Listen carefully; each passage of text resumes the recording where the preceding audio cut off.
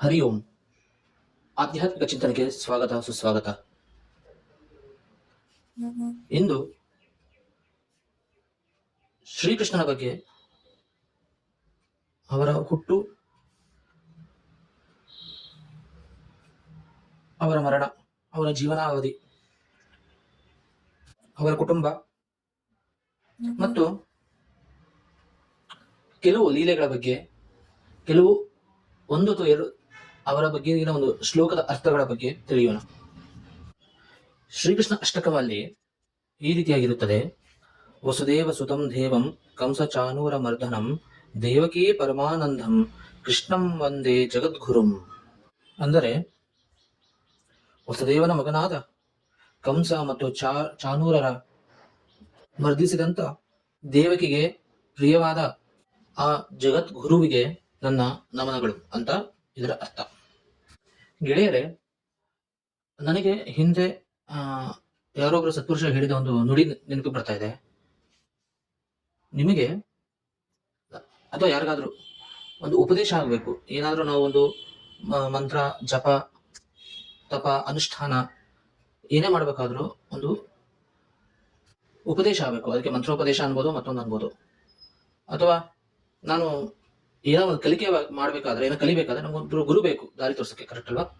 ಹಾಗೇನೆ ಇಂದಿನ ದಿನಮಾನದಲ್ಲಿ ಯೂಟ್ಯೂಬ್ ಇದೆ, ಓಕೆ, ಅದು ಬೇರೆ ಅರ್ಥ.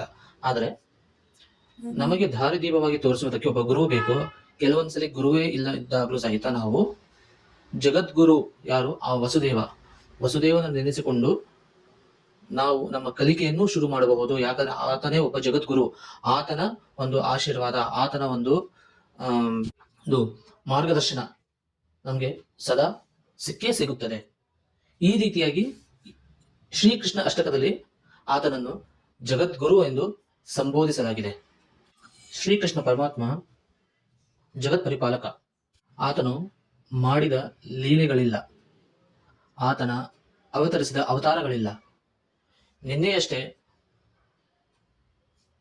ಅಕ್ಷಯ ತದಿಗಿ ಅಂತ ಆಯ್ತು, ಅದರ ಹಿಂದಿನ ದಿವಸ ಪರಶುರಾಮ ಜಯಂತಿ ಅಂತ ಆಯ್ತು. ಆ ಪರಶುರಾಮ ಬೇರೆ ಯಾರು ಅಲ್ಲ, ಆ ಜಗತ್ಕಾರಕ ಶ್ರೀ ವಿಷ್ಣು, ಅವರ 6ನೇ ಅವತಾರ ಪರಶುರಾಮ. ಪುರಾಣದಲ್ಲಿ ಅಥವಾ ಮನುಸ್ಮೃತಿಯಲ್ಲಿ ಈ ರೀತಿಯಾಗಿ ಹೇಳಿದೆ: ಶ್ರೀಕೃಷ್ಣ ವಿಷ್ಣುವಿನ 8ನೇ ಅವತಾರ. ಅದು ದ್ವಾಪರ ಯುಗವಾಗಿರುತ್ತದೆ. ಇನ್ನು ಶ್ರೀಕೃಷ್ಣ ಪರಮಾತ್ಮ 5252 ವರ್ಷಗಳ ಹಿಂದೆ ಜನಿಸಿದರು. ಅಂದರೆ ಅಂದಾಜು ದಿನಾಂಕ ಇದು ಕೆಲವೊಂದು ಪುಸ್ತಕದಲ್ಲಿ ಉಲ್ಲೇಖಿಸಲಾಗಿದೆ. ಅವರ ದಿನಾಂಕ 21/7/3228 ಎಂದು ಆಗಿದೆ. ಶ್ರಾವಣ ಮಾಸ, ಅಷ್ಟಮಿ ತಿಥಿ, ರೋಹಿಣಿ ನಕ್ಷತ್ರ, ಅವರು ಹುಟ್ಟಿದವರ ಬುಧವಾರ. ಹಾಗಾಗಿ ನಾವು ಶ್ರಾವಣ ಮಾಸ ಅಷ್ಟಮಿಯಲ್ಲಿ ಶ್ರೀಕೃಷ್ಣ ಜನ್ಮಾಷ್ಟಮಿ ಎಂದು ಆಚರಿಸುತ್ತೇವೆ. ಅವರ ಜೀವನಾವಧಿ 125 ವರ್ಷ 8 ತಿಂಗಳು 7 ದಿನಗಳು. ಅವರ ಮರಣ ದಿನಾಂಕ 18/2/3102 ಇಸ್ವಿಯಲ್ಲಿ. ಶ್ರೀಕೃಷ್ಣರು ಅವರ 89ನೇ ವಯಸ್ಸಿನಲ್ಲಿ ಕುರುಕ್ಷೇತ್ರ ನಡೆಯಿತು. ಕುರುಕ್ಷೇತ್ರದ 36 ವರ್ಷಗಳ ನಂತರ ಶ್ರೀಕೃಷ್ಣ ಮರಣ ಹೊಂದಿದರು. ಅವರ ಕುಟುಂಬವು ಜನ್ಮ ನೀಡಿದ ತಂದೆ ವಾಸುದೇವ, ದೇವಕಿ ಇವರಿಗೆ ಜನ್ಮ ನೀಡಿದ ತಾಯಿ. ಆದರೆ ಸಾಕು ತಂದೆ ನಂದ, ಸಾಕು ತಾಯಿ ಯಶೋಧ, ಇವರ ಸಹೋದರ ಬಲರಾಮ, ಸಹೋದರಿ ಸುಭದ್ರೆ. ಇವರ ಜನ್ಮಸ್ಥಳ ಮಥುರಾ. ಶ್ರೀಕೃಷ್ಣರಿಗೆ ರುಕ್ಮಿಣಿ, ಸತ್ಯಭಾಮ, ಜಾಂಬವಂತಿ, ಕಾಲಿಂದಿ, ಮಿತ್ರವಿಂದ, ನಗನ, ಜಿತಿ, ಭದ್ರಾ, ಲಕ್ಷ್ಮಣ ಎಂಬ ಪತ್ನಿಯರಿದ್ದರು. ಶ್ರೀಕೃಷ್ಣನು ತನ್ನ ಜೀವನದಲ್ಲಿ ಕೇವಲ 4 ಜನರನ್ನು ವಧಿಸಿದನು, ಅಂದರೆ ಕೊಂದಿದ್ದಾನೆ. ಅದು ಯಾರು ಅಂದರೆ ಚಾನೂರ, ಇವನು ಒಬ್ಬ ಕುಸ್ತಿಪಟು. ಕಂಸುಡ ಅಂದರೆ ಕಂಸ, ಇದು ಇವರ ಚಿಕ್ಕಪ್ಪ. ಶಿಶುಪಾಲ ಮತ್ತು ದಂತವಕ್ರ, ಇವನು ಶ್ರೀಕೃಷ್ಣನ ಚಿಕ್ಕಮ್ಮನ ಮಕ್ಕಳು ಅಥವಾ ಪುತ್ರರು. ಶ್ರೀಕೃಷ್ಣನ ಬಗ್ಗೆ ತಿಳಿದುಕೊಳ್ಳಬೇಕು ಅಂದ್ರೆ ಅದು ಅಸಾಧ್ಯವಾದದ್ದು. ಯಾಕಂದ್ರೆ ಅವ್ರ ಬಗ್ಗೆ ಎಷ್ಟೇ ಗೊತ್ತಿದ್ರು ಅದು ಕಮ್ಮಿನೇ. ಅಲ್ವಾ? ಶ್ರೀಕೃಷ್ಣ ತನ್ನ ಬಾಯಿಲೆ ಬ್ರಹ್ಮಾಂಡ ಇಟ್ಟುಕೊಂಡಂತಹವನು, ಇನ್ನ ನಮ್ಮಂತ ಅಲ್ಪಜ್ಞಾನಿಗಳು ಆತ ನಮಗೆ ಎಷ್ಟು ತಿಳಿಯಲು ಸಾಧ್ಯ? ಶ್ರೀಕೃಷ್ಣನು ತನ್ನ ಎಳೆ ವಯಸ್ಸಿನಲ್ಲಿ ಅಥವಾ ಮಗುವಾಗಿದ್ದಾಗ ಎಷ್ಟು ಚೇಷ್ಟೆ ಕೆಲಸಗಳು ಮಾಡಿದ್ನಂದ್ರೆ ಅದಕ್ಕೆ ಹೇಳ ತೀರಲಾರದು. ಆದರೆ ಅವರ ಆ ಚೇಷ್ಟೆಗಳು ಯಾವುದು ಸ್ವಾರ್ಥ ಅಂತೂ ಇರಲಿಲ್ಲ, ಅವೆಲ್ಲ ನಿಸ್ವಾರ್ಥ ಆಸಕ್ತಿಯಿಂದ ಮಾಡಿದ್ರು. ಅಲ್ಲಿ ಆ ಪ್ರತಿಯೊಂದು ಚೇಷ್ಟೆಯ ಹಿಂದೆ ಕೆಲವೊಂದು ಅರ್ಥವಿರುತ್ತು. ಪರಮಾತ್ಮನ ತನ್ನ ವಿನೋದದ ಮೂಲಕ ಕೆಲವೊಂದು ತಾನು ಯಾರು ಎಂದು ಪ್ರದರ್ಶಿಸಿದನು. ಉದಾಹರಣೆಗೆ, ಶ್ರೀಕೃಷ್ಣ ತನ್ನ ಬಾಯಿಯಲ್ಲಿ ಬ್ರಹ್ಮಾಂಡವನ್ನು ತೋರಿಸಿ ತನ್ನ ತಾಯಿಯನ್ನು ವಿಸ್ಮಯಗೊಳಿಸಿದನು. ಹೇಗೆ ಬ್ರಹ್ಮಾಂಡವನ್ನು ನೋಡಿದಳು? ಶ್ರೀಕೃಷ್ಣ ಒಂದ್ ದಿವಸ ಬಲರಾಮನ ಜೊತೆ ಆಟ ಆಡ್ತಿದ್ದಂತೆ ಹೊರಗಡೆ. ಅವಾಗ ಬಲರಾಮ ಬಂದು ಯಶೋದೆ ಹೇಳಿದ್ರು, ಅಮ್ಮ, ಕೃಷ್ಣ ಮಣ್ಣು ತಿಂತಿದ್ದಾನೆ ಅಂತ. ಯಶೋದೆ ನಂಬಿಲ್ಲ. ಆ ನಂತರ ಬಲರಾಮ ಯಶೋದೆ ಹೇಳಿದ್ರು, ಅವನ ಬಾಯಿ ತೆಗೆದು ಪರೀಕ್ಷೆ ಮಾಡು ಅಂತ. ಅವಾಗ ಪರೀಕ್ಷೆ ಮಾಡಕ್ ಹೋದಾಗ ತಾಯಿ ಯಶೋದೆಗೆ ಬ್ರಹ್ಮಾಂಡ ಕಾಣಿಸ್ತು ಶ್ರೀಕೃಷ್ಣನ ಬಾಯಲ್ಲಿ. ಹೀಗೆ ಅವರ ಒಂದು ಚೇಷ್ಟೆಗಳ ಮೂಲಕನೇ ತಮ್ಮ ರೂಪವನ್ನು ತೋರಿಸ್ತಾ ಇದ್ರು. ಇದು ಒಂದು ಉದಾಹರಣೆ. ಆದರೆ ಇದು ಶ್ರೀಕೃಷ್ಣ ಪರಮಾತ್ಮನಿಗೆ ಗೊತ್ತಾಗಿ ಅವರ ಒಂದು ಶಕ್ತಿಯಿಂದ ಯಶೋಧ ದೇವಿ ಸ್ಮರಣೆಯಿಂದ ಈ ಘಟನೆ ತೆಗೆದುಹಾಕಿದ್ರು ಅಂತಾನು ಉಲ್ಲೇಖ ಆಗಿದೆ. ಹಿಂದಿನ ಒಂದು ಪುರಾಣದಲ್ಲಿ ಈ ರೀತಿಯಾಗಿ ಬರೆದಿದೆ, ಶ್ರೀಕೃಷ್ಣನಿಗೆ 16,108 ಪತ್ನಿಯರು ಇದ್ದಾರೆ ಅಂತ ಬರೆದಿದೆ.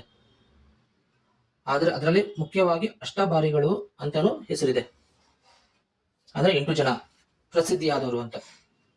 ಇದರಲ್ಲಿ ರುಕ್ಮಿಣಿ ಬಂದ್ಬಿಟ್ಟು ಕೃಷ್ಣನಿಗೆ ಮೊದಲ ರಾಣಿ. ರುಕ್ಮಿಣಿ ಕೃಷ್ಣನನ್ನು ಪ್ರೀತಿಸಿದ ಕಾರಣ, ಕೃಷ್ಣ ಅಂದ್ರೆ ರುಕ್ಮಿಣಿಯ ತಂದೆ ಬೇರೆಯವ್ರಿಗೆ ಮದುವೆ ಮಾಡ್ಬೇಕಾದ್ರೆ ರುಕ್ಮಿಣಿ ಕೃಷ್ಣನ್ ಪ್ರೀತಿಸಿದ ಕಾರಣ ರುಕ್ಮಿಣಿಯನ್ನ ಶ್ರೀಕೃಷ್ಣನು ಕರೆದುಕೊಂಡು ಬಂದನು ಅಂತ ಉಲ್ಲೇಖ ಆಗಿದೆ. ಹೀಗಾಗಿ ರುಕ್ಮಿಣಿಗೆ ಮೊದಲ ಸ್ಥಾನ ಇದೆ. ಇನ್ನು ಶ್ರೀಕೃಷ್ಣ ಮತ್ತು ದ್ರೌಪದಿ ಬಂದು ದೇವಿ ಅವತಾರ, ಪಾರ್ವತಿ ದೇವಿ ಅವತಾರ ಅಥವಾ ಪಾರ್ವತಿ ದೇವಿ ಅಂಶ ಎಂದು ಕೆಲವೊಂದು ವಿಶ್ಲೇಷಿಸಲಾಗಿದೆ. ಹಾಗೆ ಶ್ರೀಕೃಷ್ಣನು ವಿಷ್ಣು. ಇಲ್ಲಿ ಕುರುಕ್ಷೇತ್ರದ ಮಹಾಭಾರತದಲ್ಲಿ ಈ ರೀತಿಯಾಗಿದೆ, ದ್ರೌಪದಿ ಶ್ರೀಕೃಷ್ಣನನ್ನು ಅಣ್ಣ ಎಂದು ಸಂಬೋಧಿಸಿದ್ದಾಳೆ. ಹಾಗಾಗಿ ದ್ರೌಪದಿಯ ವಸ್ತ್ರಾಪರಣದಲ್ಲಿ ಶ್ರೀಕೃಷ್ಣ ಬಂದ ಅಂತ ತಿಳಿಸಲಾಗಿದೆ. ಕುರುಕ್ಷೇತ್ರಕ್ಕೆ ಮುಖ್ಯ ಕಾರಣ ಕೌರವ ಮತ್ತು ಪಾಂಡವರು ಒಂದೇ ಕುಟುಂಬದವರು, ಅಂದ್ರೆ ಅಣ್ಣ ತಮ್ಮಂದರು, ದೊಡ್ಡಪ್ಪ ಚಿಕ್ಕಪ್ಪನ ಮಕ್ಕಳು ಈ ರೀತಿಯಾಗಿರುತ್ತಾರೆ. ಇಲ್ಲಿ ಪಾಂಡವರು ಮತ್ತು ಕೌರವರ ನಡುವಿನ ಒಂದು ಜಿಡ್ಡಿ ಅಥವಾ ಒಂದು ಸಂಘರ್ಷ ಈ ಕುರುಕ್ಷೇತ್ರಕ್ಕೆ ಒಂದು ಮುನ್ನಡಿಯಾಗಿರುತ್ತದೆ. ಇದು ಕೆಲವೊಂದು ಕಡೆ ಹೇಳುತ್ತೆ, ಕುರುಕ್ಷೇತ್ರ ಯುದ್ಧದಲ್ಲಿ ಶ್ರೀಕೃಷ್ಣನ ಒಂದು ಪಾತ್ರ ಕೇವಲ ಸೂತ್ರಧಾರನಾಗಿ ಮಾತ್ರ ಇತ್ತು ಅಂತ, ಪಾತ್ರಧಾರಿಯಾಗಿ ಇರಲಿಲ್ಲ. ಅಂದರೆ ಅವ್ರು ಯಾವುದೇ ಒಂದು ನೇರವಾಗಿ ಕುರುಕ್ಷೇತ್ರ ಯುದ್ಧದಲ್ಲಿ ಇರಲಿಲ್ಲ. ಕೇವಲ ಒಬ್ಬ ಸಾರಥಿಯಾಗಿ ಅರ್ಜುನನಿಗೆ ಅರ್ಜುನನ ಹೆಂಡತಿಯಾದ ದ್ರೌಪದಿಗೆ ಮಾತು ಕೊಟ್ಟ ಹಾಗೆ ಅರ್ಜುನ ಜೊತೆಗೆ ಇರಬೇಕು ಅಂತ ಇತ್ತು. ಅರ್ಜುನನಿಗೆ ಸಾರಥಿಯಾಗಿ ಇದ್ರು. ಇಲ್ಲಿ ಮಹಾಭಾರತ ಒಂದು ಹುಟ್ಟುಕೊಳ್ಳೋಕೊಂದು ಕಾರಣ ಉಪದೇಶ. ಶ್ರೀಕೃಷ್ಣ ಅರ್ಜುನನಿಗೆ ಕೆಲವೊಂದು ಅನುಮಾನವಿತ್ತು, ಮತ್ತೆ ದುಃಖನ ಇತ್ತು. ಏನು ಅಂದ್ರೆ, ನನ್ನ ಎದುರುಗಡೆ ಇರೋರೆಲ್ಲರೂ ನನ್ನ ಬಾಂಧವರು, ಈ ಯುದ್ಧದಲ್ಲಿ ಅವ್ರನ್ನ ಕೊಲ್ಲಬೇಕಾ ಅನ್ನೋದು ಒಂದು ದುಃಖ ಇತ್ತು, ಮತ್ತೆ ಕೆಲವೊಂದು ಅನುಮಾನನೂ ಇತ್ತು. ಅದನ್ನ ಉಪದೇಶದ ಮುಖಾಂತರ ಅಥವಾ ಒಂದು ಸಾರವನ್ನು ಹೇಳಿದರು ಶ್ರೀಕೃಷ್ಣ ಅರ್ಜುನನಿಗೆ. ಅದೇ ಮಹಾಭಾರತ. ಅವರು ಈ ರೀತಿಯಾಗಿ ಹೇಳಿದ್ದಾರೆ, ಯದಾ ಯದಾ ಹಿ ಧರ್ಮಸ್ಯ ಗ್ಲಾನಿರ್ಭವತಿ ಭಾರತ ಅಭ್ಯುತ್ಥಾನಮ ಧರ್ಮಸ್ಯ ತದಾತ್ಮಾನಂ ಸೃಜಮಾನ್ಯಹಂ ಅಂತ ಹೇಳಿ ಹೇಳಿದ್ದಾರೆ. ಅಂದರೆ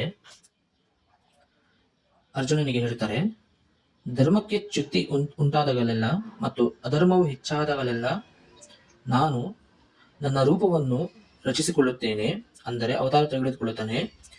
ಈ ಸಕಾರ ರೂಪದ ಎಲ್ಲರಿಗೂ ತೋರಿಸಿಕೊಳ್ಳುತ್ತೇನೆ. ಇದರ ಅರ್ಥ ಇನ್ನೂ ಒಂದು, ಅಧರ್ಮವು ಹೆಚ್ಚಾಗಿದೆ, ಹಾಗಾಗಿ ಈ ಯುದ್ಧದ ಮುಖಾಂತರ ಅಧರ್ಮೀಯರನ್ನು ಸಂಹಾರ ಮಾಡು ಎಂದು ಅರ್ಜುನನಿಗೆ ತಿಳಿಸಿದ್ದಾರೆ. ಅದಕ್ಕಾಗಿ ನಾನು ಸೂತ್ರಧಾರನಾಗಿ ಈ ಅವತಾರ ತಗೊಂಡು ನಿನ್ನ ಮುಂದೆ ಇದ್ದೀನಿ ಅನ್ನೋ ಒಂದು ಅರ್ಥದಲ್ಲಿ ತಿಳಿಸಿದ್ದಾರೆ. ಹೀಗೆ 18 ದಿನ ಯುದ್ಧ ಸಾಗುತ್ತದೆ.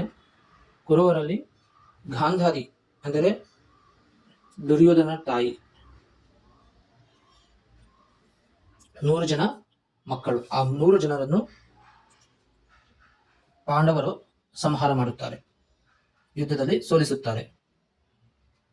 ಮತ್ತು ಯುದ್ಧವು ಪಾಂಡವರಿಗೆ ವಿಜಯದೊಂದಿಗೆ ಮುಕ್ತಾಯವಾಗುತ್ತದೆ. ಮತ್ತು ಬಹುಶಃ ಎಲ್ಲ ಕೌರವರ ಕಡೆಯವರು ಮತ್ತು ಅವರ ಸಹಾಯಕರು ಮೃತಪಡುತ್ತಾರೆ. ಇಲ್ಲಿ ಯುಧಿಷ್ಠಿರ ಹಸ್ತಿನಾಪುರಕ್ಕೆ ಪಾಂಡವರ ಪರವಾಗಿ ರಾಜ ಆಗುತ್ತಾನೆ.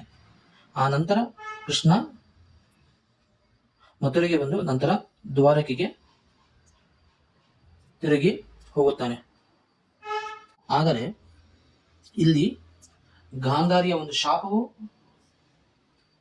ಕೃಷ್ಣನ ಮರಣಕ್ಕೆ ಒಂದು ಕಾರಣವಾಗಿದೆ ಅಂತ ಹೇಳಿದೆ. ಗಾಂಧಾರಿಯ ಶಾಪವೇನೆಂದರೆ, ಕುರುಕ್ಷೇತ್ರ ಮುಗಿದ 36 ವರ್ಷದ ಒಳಗೆ ನಿಮ್ಮ ಯಾದವ ಸಂತಾನವೇ ನಶಿಸಿ ಹೋಗಲಿ, ನಿನ್ನ ಸಾವು ಅಂದ್ರೆ ಶ್ರೀಕೃಷ್ಣನ ಸಾವು ಅಂದ್ರೆ ಶ್ರೀಕೃಷ್ಣ ಏಕಾಂಗಿಯಾಗಿ ಸಾಯಲಿ, ಅಂದ್ರೆ ಅವರ ಹತ್ರ ಯಾರು ಇರಬಾರ್ದು, ಅವನು ಸಾಯ್ಬೇಕಾದ್ರೆ ಯಾರು ಇರಬಾರ್ದು ಅನ್ನೋ ಅರ್ಥದಲ್ಲಿ ಗಾಂಧಾರಿ ಶಾಪ ಕೊಟ್ಟಿದ್ದಾರೆ ಅಂತ ತಿಳಿಸಲಾಗಿದೆ. ಕಾರಣ, ಗಾಂಧಾರಿ ಶ್ರೀಕೃಷ್ಣನನ್ನೇ ಹೊಣೆಗಾರಿಕೆ ಮಾಡುತ್ತಾರೆ ಏನಂತ, ಈ ಯುದ್ಧವನ್ನು ನೀನು ತಡೆಯಬಹುದಾಗಿತ್ತು ಅಂತ. ಯುದ್ಧ ತಡೆದಿದ್ರೆ ನನ್ನ ಮಕ್ಕಳು ಸಾಯ್ತಿರ್ಲಿಲ್ಲ, ಮರಣ ಹೊಂದಿರ್ತಿರ್ಲಿಲ್ಲ ಅಂತ ಹೇಳಿ ಹೇಳ್ತಾರೆ. ಹೀಗೆ ಶ್ರೀಕೃಷ್ಣನ ಮರಣವು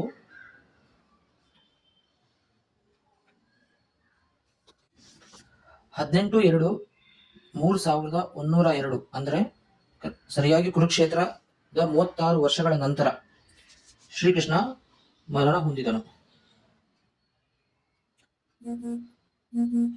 ಶ್ರೀಕೃಷ್ಣ ಹೇಗೆ ಮರಣ ಹೊಂದಿದ ಅಂದರೆ, ಜರ ಎಂಬ ಬೇಟೆಗಾರ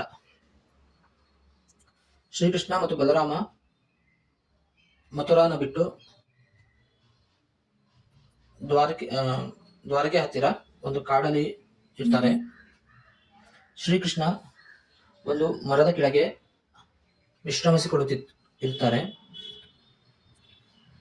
ಶ್ರೀಕೃಷ್ಣನ ಕಾಲು ಸ್ವಲ್ಪ ಅಲಗಾಡತ್ತೆ. ಬೇಟೆಗಾರ ಅದು ಜಿಂಕೆ ಇರಬೇಕು ಅಂತ ಹೇಳಿ ಗುರಿ ಇಟ್ಟು ಬಾಣ ಬಿಟ್ಟಾಗ ಅದು ಶ್ರೀಕೃಷ್ಣನ ಕಾಲಿಗೆ ನೆಡುತ್ತೆ.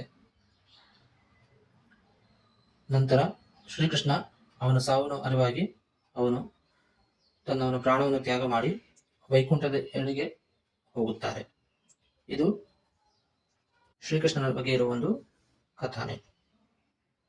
ಶ್ರೀಕೃಷ್ಣನನ್ನು ಹಲವಾರು ನಾಮದಿಂದ ಪೂಜಿಸುತ್ತಾರೆ. ಮಥುರೆಯಲ್ಲಿ ಕನ್ನಯ್ಯ ಅಂತಾರೆ, ಒರಿಸ್ಸೆಯಲ್ಲಿ ಜಗನ್ನಾಥನಂತಾರೆ, ಮಹಾರಾಷ್ಟ್ರದಲ್ಲಿ ವಿಠೋಬ ಅಂತಾರೆ, ರಾಜಸ್ಥಾನದಲ್ಲಿ ಶ್ರೀನಾಥನ್ ಎನ್ನುತ್ತಾರೆ, ಗುಜರಾತ್ನಲ್ಲಿ ದ್ವಾರಕಾಧೀಶ ಅನ್ನುತ್ತಾರೆ, ನಮ್ಮ ಕರ್ನಾಟಕ ಅಲ್ಲಿ ಶ್ರೀಕೃಷ್ಣ ಅಂತ ಹೇಳುತ್ತೇವೆ. ಇಲ್ಲಿಗೆ ಶ್ರೀಕೃಷ್ಣ ತನ್ನ ವಿಷ್ಣು 8ನೇ ಅವತಾರ ಮುಗಿಸಿ ದ್ವಾಪರ ಯುಗವು ಮುಗಿಯುತ್ತದೆ.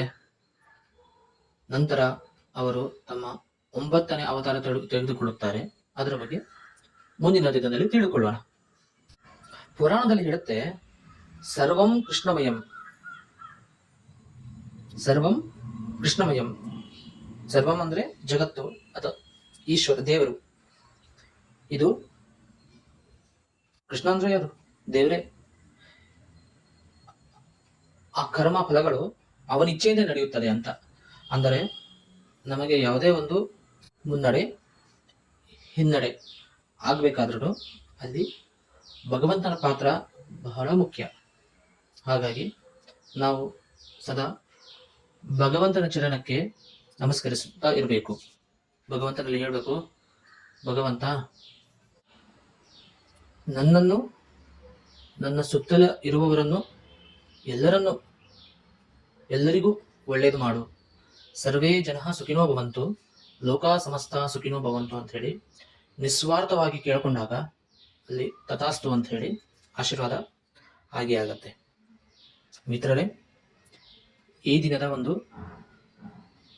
ವಿಷಯ ತಮಗೆ ಹಿಡಿಸಿದೆ ಅನ್ಕೊಳ್ತಾ